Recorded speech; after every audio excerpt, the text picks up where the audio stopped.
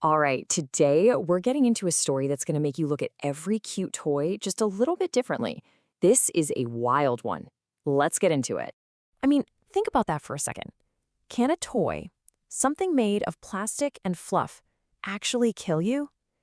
It's a terrifying thought, and it is right at the center of the legend we're exploring today. So, our story starts in Shanghai with a young woman named Mei Lin. She actually worked at a toy shop, which was perfect for her because she was a huge collector. She just loved finding these unique, beautiful dolls from all over the world. One day, her shop gets this super limited edition collection of Labubu dolls. And of course, they sell out almost immediately. But Mei Lin, being smart, had already put one aside for herself. It was this incredible golden color, totally unique, and its smile, well, she was just instantly in love with it. So what was it about this doll that was so special? Well, picture this. It had this amazing golden fur, these really pretty blue eyes, long floppy ears, and this huge toothy smile that Mei Lin thought was the cutest thing ever. She was completely captivated by it. But here's where things start to get weird. Mei Lin brings the doll home to her dog, Bao. Now, Bao loved all her other dolls. He'd get excited, wag his tail, the whole 9 yards. But this Labu? No way. He started barking like crazy, growling, and just would not get anywhere near it. A total red flag. Mei Lin just kind of brushed it off, Dogs are weird sometimes. But she couldn't ignore what happened next. Her life was about to unravel in a really, really scary way. And things went downhill fast. First, Mei Lin, who was known for being super sweet, suddenly blows up at a customer at work and gets fired on the spot. Then, that night, she has this absolutely terrifying nightmare about some kind of rotting red monster coming after her.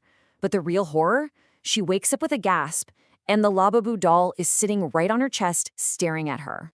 Mei Lin screams, and Bao comes tearing into the room. He sees that doll on her and just loses it, lunging at the toy and ripping it to absolute shreds. Mei Lin, totally freaked out and exhausted, just sweeps up the pieces, throws them in the trash, and prays that this whole nightmare is finally over. But it wasn't over. Not even close. You see, destroying the doll, well, that just made it angry. The next morning, Mei Lin wakes up and her head is just throbbing. She looks in the mirror and sees all these strange, tiny red marks on her hands and face, almost like little bite marks. And then the worst feeling sinks in. Her dog, her protector, Bao, is gone. She's frantically calling his name, running around her apartment, and she rushes into the bathroom. She glances in the mirror, and her heart just stops. There, on the shelf behind her, sits the golden Labubu doll. Not in pieces, not in the trash. It's perfect, like it was never touched. And the doll's face. It had changed. That cute, sweet smile she fell in love with was gone. It was twisted into something awful. It looked like it was laughing at her, this horrible, evil laugh. Panicked, confused, she stumbles out of the bathroom, still screaming for Bao. She has no idea she's just seconds away from finding him. And there it is. In the kitchen, the Labubu doll is just sitting there by the sink. And its hands, its big, toothy smile, they're covered in red. She looks into the sink, and that's where she finds Body's body. The horror of it all just crashes down on her. Desperate, she does what any of us would do. She gets on the internet. And what she finds is a bottomless pit of horror. She wasn't alone.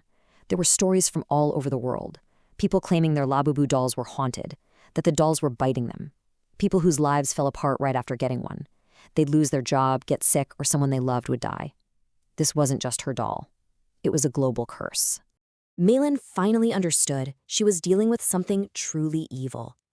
She knew she had to do whatever it took to destroy it for good. This was her last desperate chance. That night, she takes the doll outside and burns it. She watches it until there is nothing left but a pile of ash. But she doesn't stop there. She scoops up the ashes, takes them to a river, and scatters them into the water.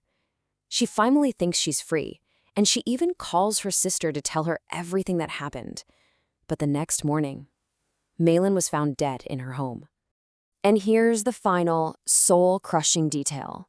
Lying on the floor, right next to her body, looking completely brand new, as perfect as the day she first saw it, was the golden Labubu doll. The story doesn't even end there.